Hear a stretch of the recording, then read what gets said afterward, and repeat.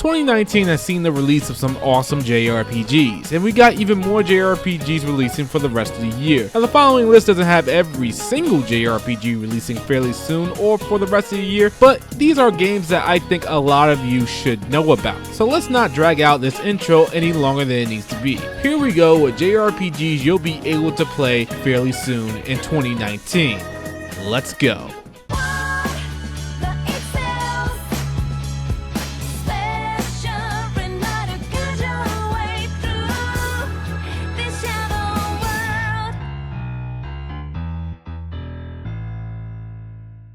Code Vein.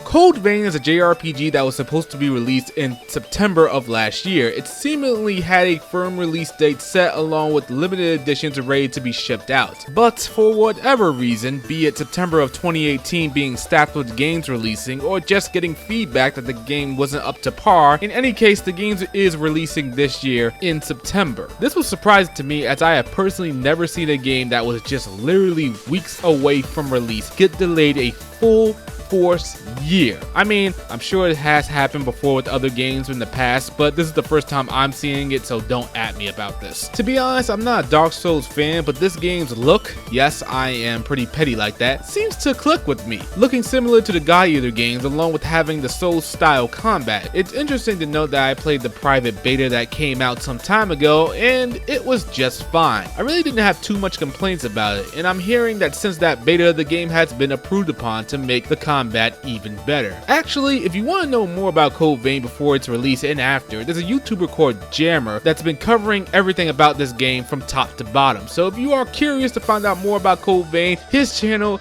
is the one to follow. Atelier Ryza. For whatever reason, Atelier Ryza is getting a lot of attention. Now I gotta be honest, I'm not sure why that is. It could be for the combat or the overall presentation of the game is different from what you would normally see from Atelier games, or just something else entirely. I mean, I know personally I'll be getting this game day one, but I don't know why exactly that is. There's just something about this game that just screams to me that I need to play it. Whatever could it possibly be?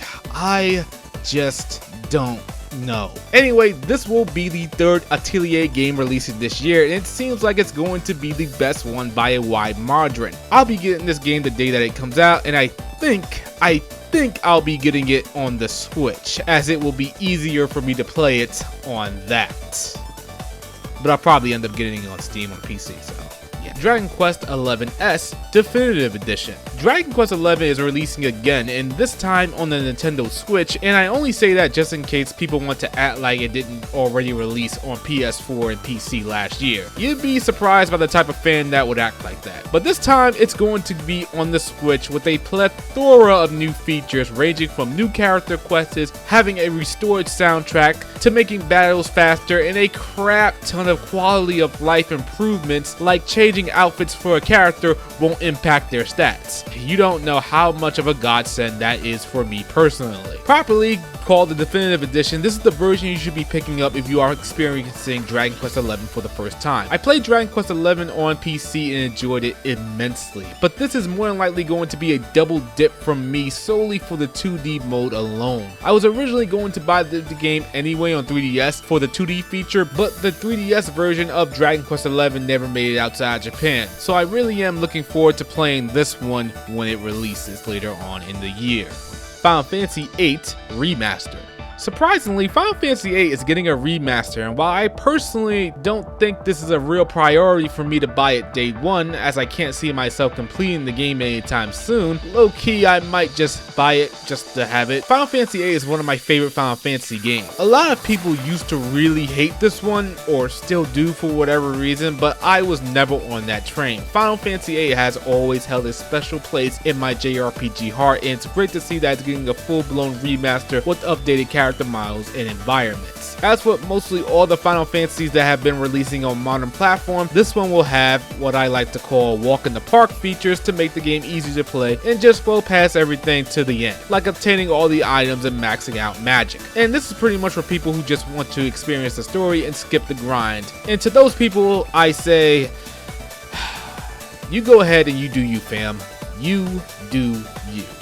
By the way, would anyone have preferred that we got the Final Fantasy VII Remaster that would look something like this, or are you happy with the Final Fantasy VII Remake we are going to be getting? I feel like I have to play the remake to have a definitive answer to that, but only time will tell, I guess.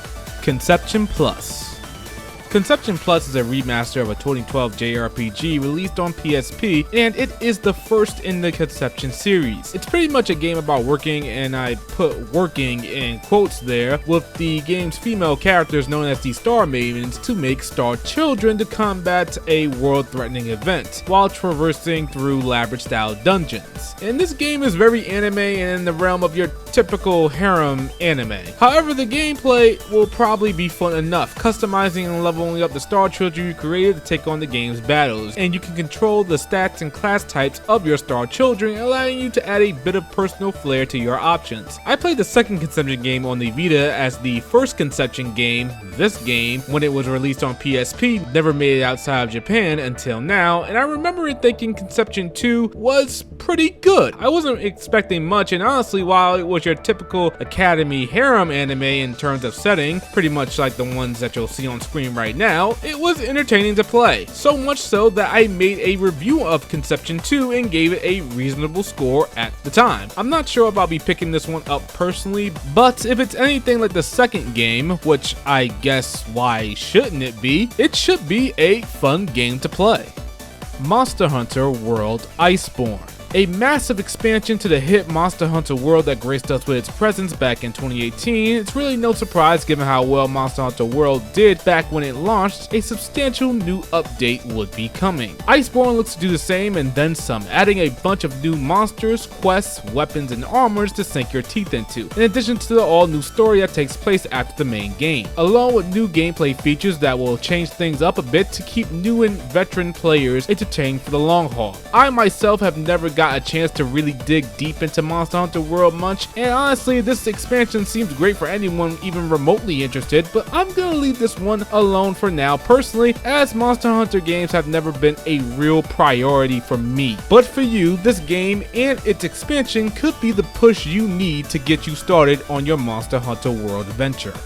Legend of Heroes Trails of Cold Steel 3. You know, if there was only one JRPG that I was able to play for the rest of the year, it would hands down be Trails of Cold Steel 3. This is my most anticipated JRPG for the rest of the year, and I easily cannot wait to sink my teeth thoroughly into this game. I've of course played Trails of Cold Steel 1 and 2, and I'm slowly but surely working my way to finishing up the rest of the Sky games and the Crossbow games in preparation for this one. And yes, right off the bat, I will say to you, you should at the very least play Trails of Cold Steel 1 and 2 before diving into this game. This is a series that is very heavy on story and characters to get the full scope of the game and its world. The game will come with a sort of recap to get you up to speed, but I think it's best if you can play the last two games to get the full enjoyment out of this one. Hardcore fans of this series will tell you that you have to play all the other games before playing Cold Steel 3, a total of 7 games by the way, and while I don't necessarily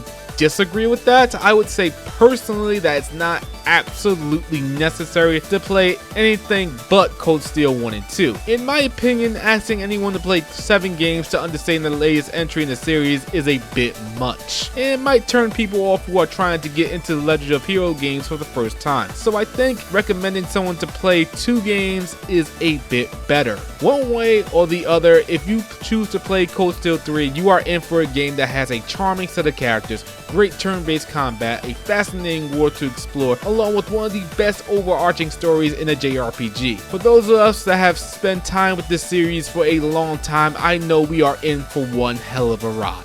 Plus it's going to be the 4th game that's more than likely going to release in English next year. So yeah, the fun just doesn't end with this one. Alright, as I said, there are even more JRPGs coming for this year, but these are the ones that I'm most interested in. Cold Steel 3 is my most wanted game for the rest of the year, but what about you guys? Maybe a JRPG that didn't make this list that you are really hyped about? Let's see what the most anticipated JRPG coming for the latter half of 2019 is. Anyway, that is all for this video. Subscribe of course if you are new to the channel, hit the like button if you enjoyed this video, and guys, I'll see you guys soon. Peace.